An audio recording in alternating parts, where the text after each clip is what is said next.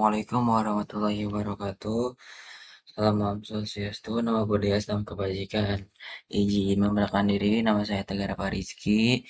Pada kesempatan ini, kali ini aku akan membuat ulang atau membuat video tentang PSP, Praktikum Terpadu. Sekarang mengenai tentang evaluasi mutu bahan baku, dan sediaan farmasi secara kimia dan mikrobiologi.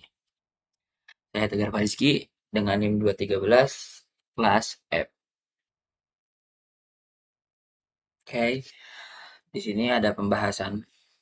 Jadi sekarang kita akan membahas parameter mutu bahan obat, bahan baku obat, dan sediaan farmasi yang umum dipersyaratkan oleh FI atau Farmakope Indonesia. Yang kedua, metode analisis kimia dan psikokimia yang umum yang digunakan di Farmakope Indonesia. Dan sebutkan pengujian mikrobiologi yang dipersyaratkan di Farmakope Indonesia, rangkuman instrumen dan rangkuman metode uji mikrobiologi. Oke, lanjut. Oke, sekarang kita ke parameter mutu bahan baku obat. Jadi, apa ya? Menurut FI atau Farmakope Indonesia itu parameter mutu untuk bahan baku obat ini sediaan farmasi diatur dalam apa ya? Monografi masing-masing zat atau produk secara umum gitu. Jadi parameter yang dipersyaratkan mencakup aspek fisik, kimia, biologi, dan mikrobiologi untuk menjamin keamanannya, terus efikasinya, dan juga kualitas produknya.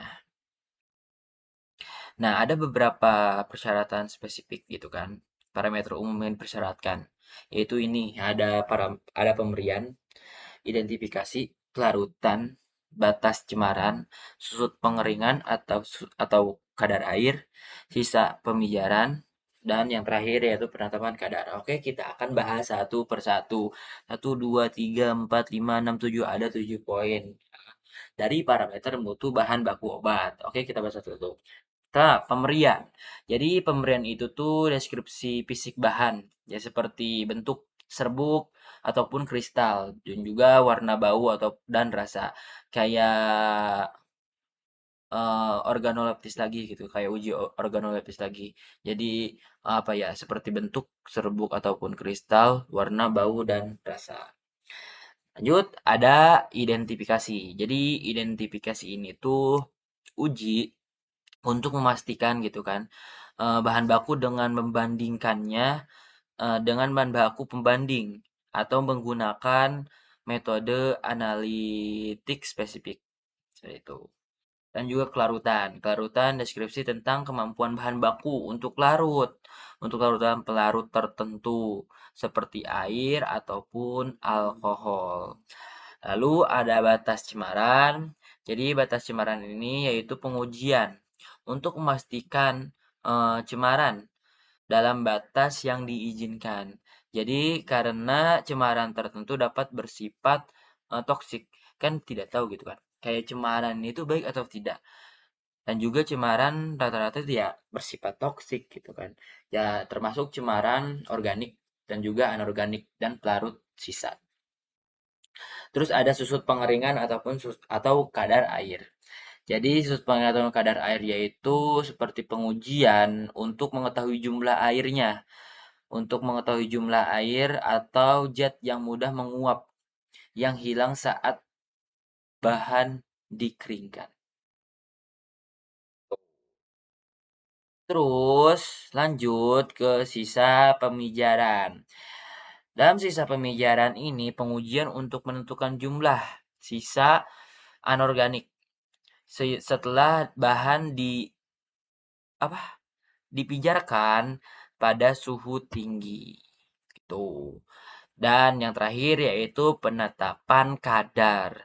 Jadi penetapan kadar ini yaitu pengujian untuk menentukan apa ya, persentase kandungan zat aktif dalam bahan baku yang harus apa ya, berbeda dengan rentang yang telah ditetapkan.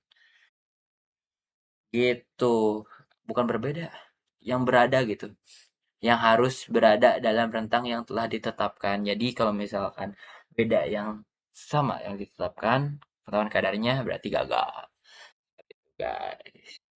Lanjut kita ke apa ini? Parameter mutu bahan baku obat. Nah, jadi selain parameter mutu bahan baku itu ada juga sediaan farmasi yang memiliki parameter mutu khusus tergantung pada sediaannya. Yang pertama, ini untuk tablet. Keseragaman bobot itu tipe sedikit. Keseragaman bobot. Jadi keseragaman bobot itu memastikan bobot setiap tablet seragam gitu kan. Jadi kita mengecek bobot tablet itu seragam atau tidak, kita caranya menimbang. Cara menimbang. Terus ada keseragaman kandungan. Jadi keseragam kandungan ini yaitu memastikan bahwa kandungan zat aktif itu apa ya? Memastikan kandungan zat aktif setiap tablet seragam, harus seragam kandungannya.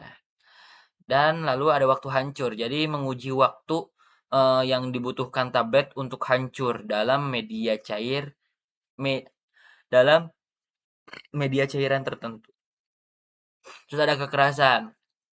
Sama mengukur kekuatan juga tablet agar tidak mudah rapuh ataupun hancur selama penanganan dan transportasi. Kan nggak tahu juga kita dalam kondisi gimana pun ketika pengantaran obat tablet tidak tahu kan di jalan seperti apa gitu. Makanya kita uji dulu, uji kekerasan. Lanjut ada uji priabilitas.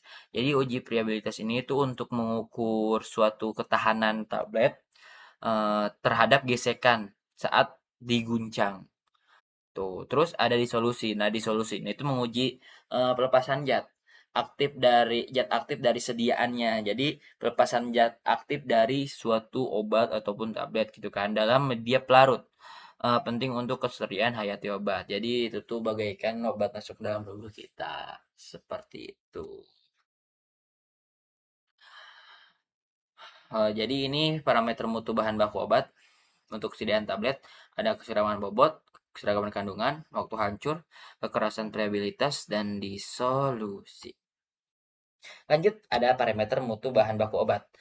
Untuk apa? Sediaan apa? Cair, suspensi, larutan, ataupun emulsi. Oke, ada beberapa parameter. Pertama ada penetapan kadar, penampilan, atau pemerian, viskositas, pH, bobot jenis, volume terpindahkan, dan batas cemaran mikroba.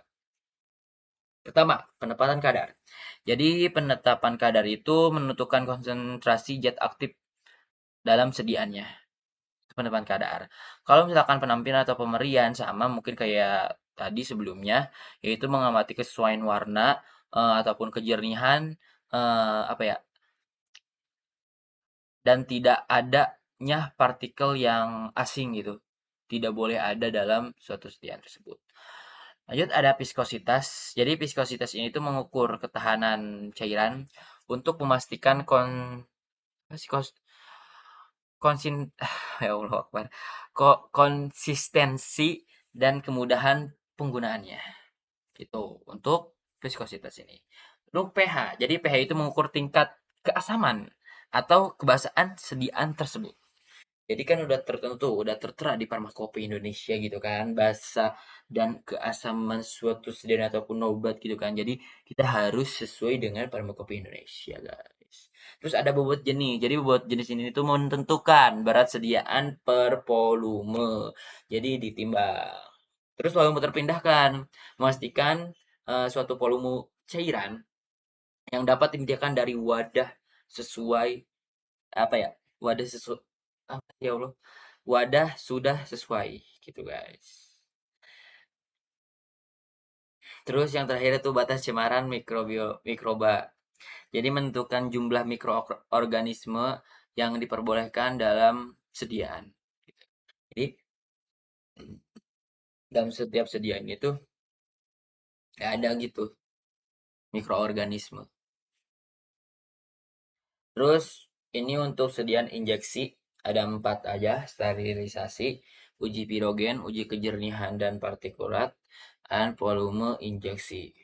Untuk sterilitas yaitu untuk memastikan. Jadi sediaan ini tuh bebas dari sebuah mikroorganisme hidup Jadi kan tadi di setiap apa ya di setiap obatnya ataupun setidaknya ada mikroorganisme tuh. Ada mikroorganisme, makanya itu kita akan mengecek dalam injeksi ini tuh kan harus steril ya, sediaan steril gitu kan. Jadi kita mengecek ataupun uji dengan sterilisasi untuk apa? Untuk eh, menghilangkan mikroorganisme hidup yang jahat. Terus ada uji pirogen. Jadi uji pirogen ini tuh seperti memastikan sediaan bebas dari zat yang dapat menyebabkan demam dan lain-lainnya.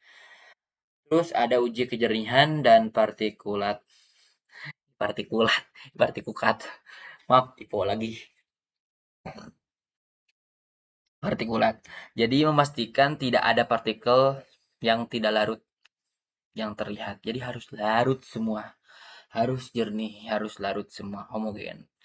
Terus volume injeksi. Jadi volume injeksi ini tuh memastikan volume sediaan yang dapat diambil dari wadah sudah sesuai. Jadi memastikan volume sediaan yang dapat diambil dari wadah yang udah sesuai gitu. Kayak dipindahkan lagi. Itu. Itu guys. Jadi lanjut. Nah, ini ada metode analisis kimia. Jadi metode analisis kimia ini ada analisis volumetri ataupun titrasi. Nah, dan titrasi ada terbagi lagi menjadi empat. Asam basa, pengendapan, kompleksometri, dan redoks. Kita bahas satu-satu. Terus ada analisis gravimetri dan identifikasi kimia.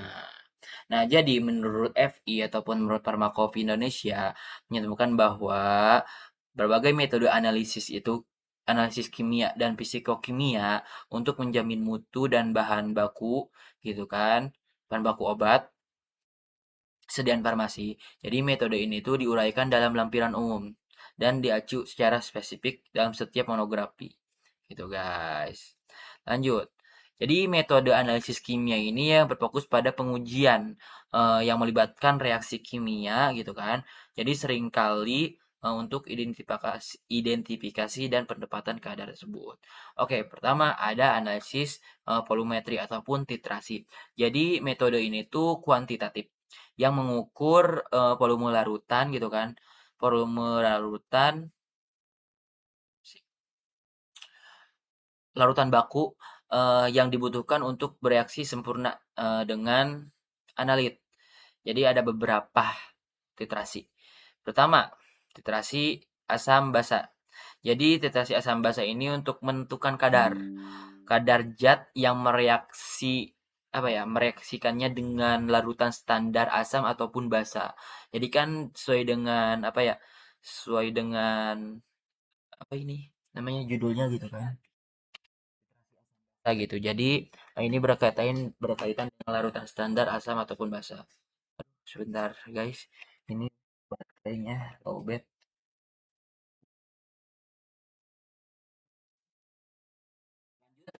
Ada titrasi pengendapan. Jadi titrasi pengendapan ini tuh menggunakan reaksi pembentukan endapan. Jadi contohnya kayak titrasi argentometri. Terus ada titrasi kompleksometri yaitu menggunakan reaksi pembentuknya kompleks. Contohnya seperti titrasi EDTA seperti kayak gitu. Terus ada titrasi redox. Jadi berdasarkan reduksi oksidasi. Jadi contohnya tuh kayak reaksi titrasi iodimetri, terus permanganometri kayak gitu titrasi contohnya. Terus lanjut, jadi metode analisis kimia itu ada tiga ya, analisis volumetri, analisis gravimetri, dan identifikasi kimia. Lanjut ke analisis gravimetri. Jadi analisis gravimetri ini itu metode kuantitatif sama seperti analisis volumetri gitu kan. Jadi yang mengukur massa analit. Jadi setelah diendapkan, disaring, dan dikeringkan. Jadi setelah disaring, diendapkan, dan dikeringkan tuh, jadi kita tuh langsung mengukur massa analit tersebut. Itu analisis gravimetri.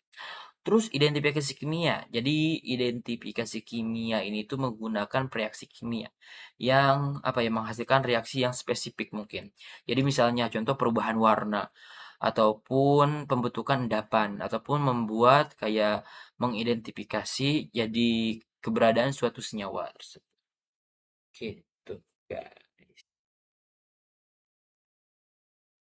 Terus tadi kan metode analisis kimia ya. Nah, sekarang ada metode analisis fisikokimia. Lagi. Analisis fisikokimia. Jadi di sini itu ada spektrofotometri UV visible, kromatografi, spektrofotometri inframerah, karakteristik fisik umum.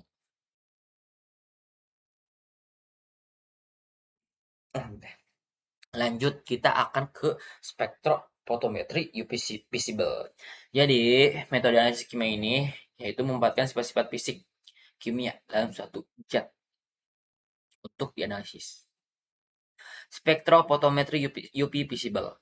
Jadi apa ya? Spektro ini itu untuk mengukur serapan radiasi ultraviolet dan cahaya tampak oleh suatu larutan gitu. Jadi metode ini itu sangat penting yang sering digunakan untuk penetapan kadar dan identifikasi.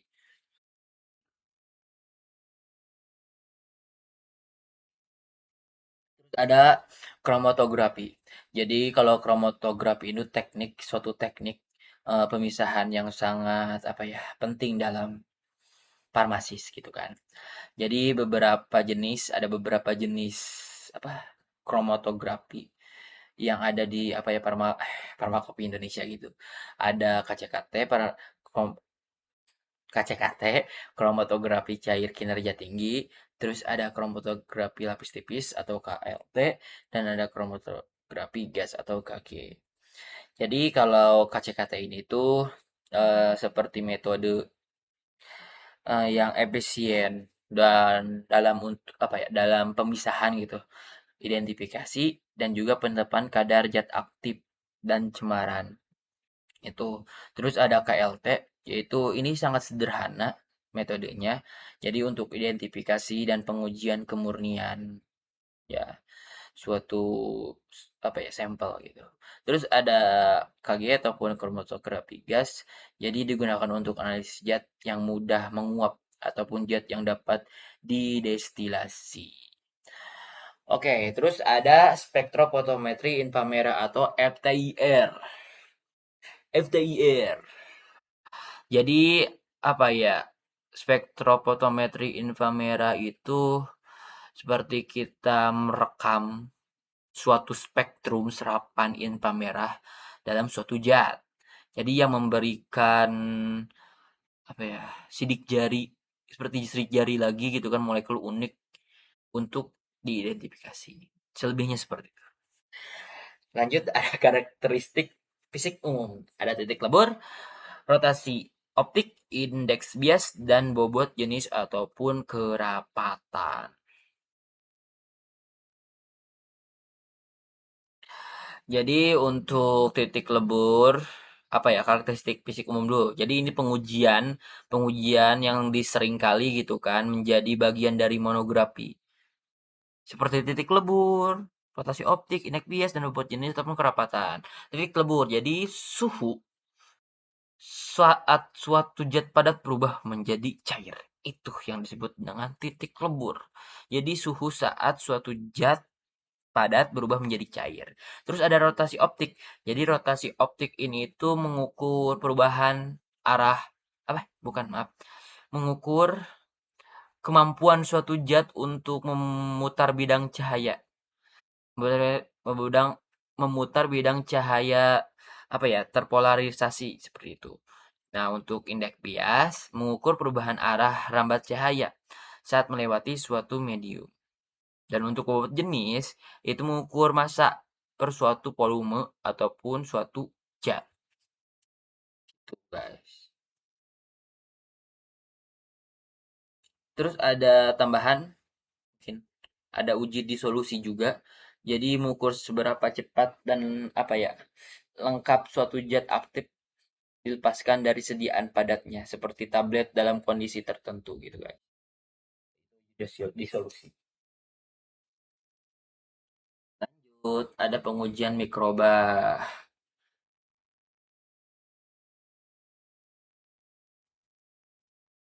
Nah, pengujian mikroba ini itu kok ya mikro sih? Pengujian mikrobiologi, maaf guys. Jadi pengujian mikrobiologi itu ada uji batas mikroba dan ada jumlah total mikroba aerob, spesifikasi mikroba patogen. Terus ada uji sterilitas, ada uji efektivitas pengawet dan uji endoksin bakteri atau BT dan uji potensi antibiotik dan yang terakhir itu uji pirogen. Jadi, uji mikrobiologi. Secara umumnya, pengujian mikrobiologi yang dipersyaratkan oleh FI ataupun Farmakope Indonesia. Jadi bertujuannya untuk menjamin keamanan suatu produk gitu kan, farmasi dari kontaminasi mikroorganisme. Jadi uji ini tuh sangat penting, terutama untuk sediaan yang tidak melalui proses sterilisasi gitu kan pada tahap akhir pembuatannya. Itu. Jadi pertama ada uji batas mikroba. Jadi dilakukan uji ini itu untuk memastikan bahwa jumlah total mikroorganisme aerobik ataupun non aerobik dalam suatu produk gitu kan tidak melebihi batas yang telah ditetapkan gitu kan. Terus ada termasuk jumlah total mikroba aerob. Jadi untuk mengetahui jumlah total bakteri ataupun jamur yang tumbuh dalam sediaan. Terus ada spesifikasi mikroba patogen. Jadi ini tuh untuk mendeteksi gitu keberadaan mikroba patogen spesifik gitu yang berbahaya. Kayak seperti apa sih? Salmonella, terus aureus kayak gitulah. Saphicolus aureus gitu. Kalau nggak salah namanya. Lupa saya, maaf. Terus ada uji sterilisasi. Jadi uji sterilisasi ini tuh pengujian yang wajib dilakukan oleh sediaan yang dikategorikan sebagai steril gitu kan. Jadi seperti sediaan injeksi ataupun tetes mata gitu kan, infus. Jadi wajib untuk uji sterilitas dulu. Supaya apa? Yaitu tidak ada mikroorganisme hidup ataupun mikroorganisme yang jahat tuh. Terus ada apa efektivitas pengawet gitu kan. Jadi pengujian itu dirancang untuk produk yang mengandung pengawet antimikroba. Jadi tujuannya itu untuk memastikan bahwa pengawet dapat mempertahankan efektivitas sepanjang apa ya umur simpan produk tersebut gitu. Jadi mencegah pertumbuhan juga mikroorganisme yang mungkin akan mengkontaminasi gitu kan produk selama penggunaan berulang. Jadi makanya uji efektivitas pengawet terlebih dahulu supaya ketika nanti eh, produk didiamkan ataupun kayak produk dipertahankan gitu kan efektivitasnya. Jadi tidak ada pertumbuhan mikroorganisme gitu kan yang mungkin untuk mengkontaminasi sediaan produk gitu kan selama penggunaan berulang. Terus ada BET ataupun uji endoksin bakteri. Jadi pengujian ini itu BET ini tuh apa ya digunakan untuk mendeteksi ataupun mengukur gitu kan suatu zat apa sih pirogenik ataupun penyebab demam yang berasal dari apa sih lipopolisakarida gitu ataupun endotoksin. Jadi yang ada pada dinding sel bakteri gram negatif ya uji ini itu sangat penting sangat karena untuk produk farmasi yang disuntikan atau digunakan secara invasif. Ya tadi kan seperti kayak infus dan lainnya. Karena endotoksin itu dapat menyebabkan reaksi demam yang parah bagi pasien. Jadi makanya kita uji endotoksin dulu ataupun uji endotoksin bakteri ataupun BET gitu kan. Jadi untuk apa? Yaitu untuk apa ya supaya apa kan tadi endotoksin itu kan menyebabkan reaksi demam gitu kan untuk pasien yang parah gitu kan. Untuk mencegah hal tersebut. Terus ada uji potensi antibiotik. Jadi, uji potensi antibiotik ini itu pengujian yang dilakukan untuk menentukan kekuatan ataupun efikasi antibiotik dengan mengukur efeknya gitu kan terhadap pertumbuhan mikroorganisme uji yang sensitif. Ambil maaf. Jadi pengujian ini juga memastikan bahwa produk antibiotik itu memiliki potensi gitu kan, seperti yang sesuai untuk membunuh ataupun menghambat pertumbuhan. Jadi pertumbuhan bakteri yang tinggi. Makanya uji potensi antibiotik. Terus ada uji pirogen yang terakhir. Sama uji pirogen itu metode lama. Jadi untuk atau mendeteksi adanya pirogen ataupun zat penyebab demam tersebut dalam sediaan farmasi gitu kan dengan menggunakan kelinci gitu kan sebagai subjek percobaannya. Terus meskipun masih diatur dalam FI ataupun Farmakope Indonesia gitu. Uji ini semakin ya banyak digantikan oleh metode yang lebih modern ataupun spesifikasi seperti uji endotoksin yang tadi sebelumnya BET gitu kan, terutama untuk mendeteksi endotoksinnya gitu.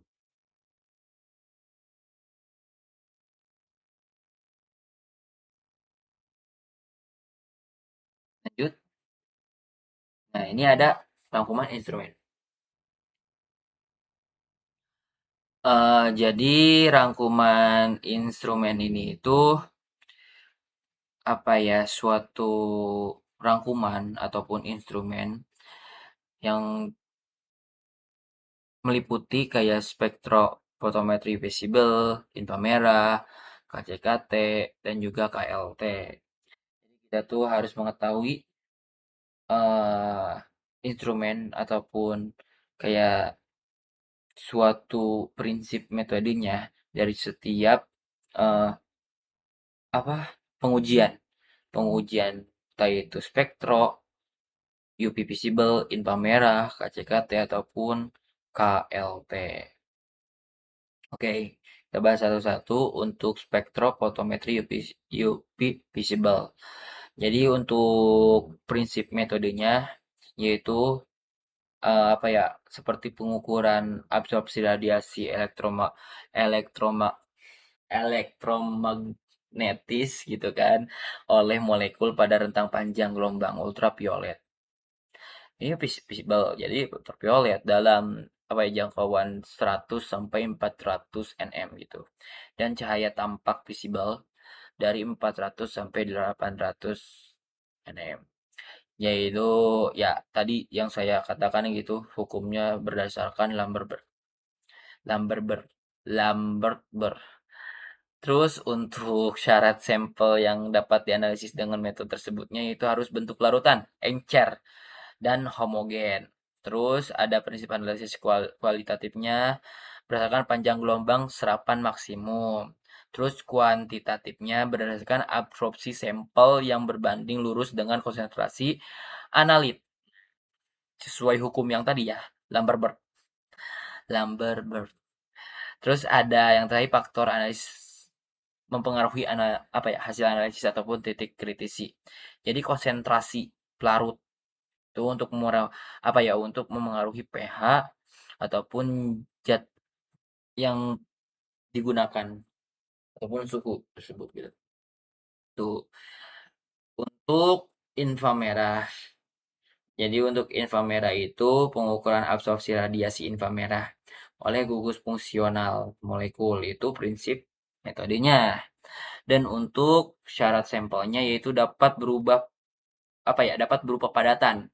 Jadi dibuat paket KBR ataupun nuzul mual ataupun ATR, ITR, ATR gitu kan.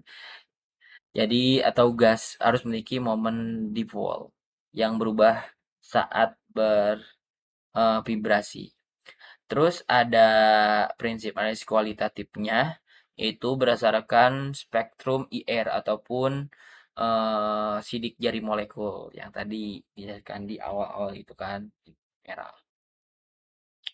Terus untuk kualitatifnya, tadi kualitatif ya, sekarang kuantitatif, berdasarkan luas area atau tinggi puncak serapan. Terus yang terakhir, hasil analisisnya itu preparasi sampel, kandungan air, suhu, dan kalibrasi alat.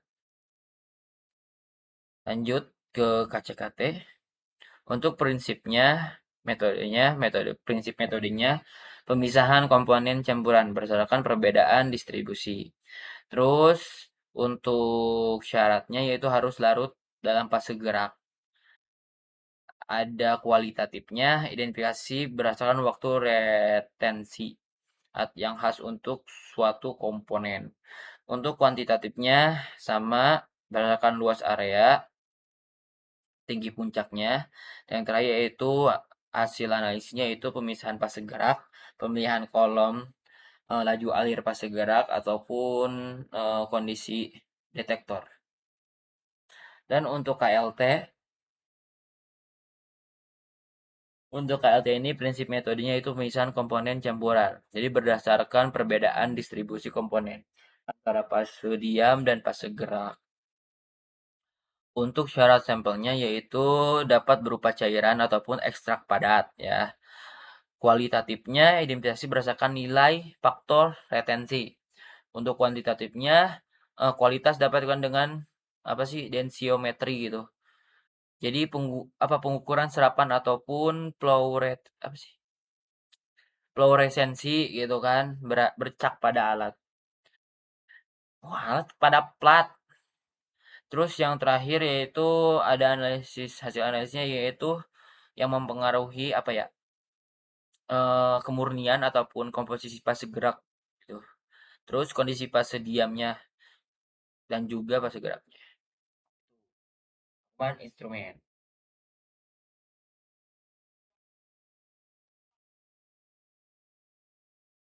Thank you. Ini rangkuman metode mikrobiologi. Ada uji sterilisasi, angka lempeng, angka paling mungkin, dan uji endotoksin. Sekian, terima kasih. Mungkin ini yang saya sampaikan. Lebih dan kurangnya mohon dimaafkan. Mungkin saya juga masih belajar gitu kan. Sekian dari Tegar Pak Rizky. Assalamualaikum warahmatullahi wabarakatuh. Bye-bye.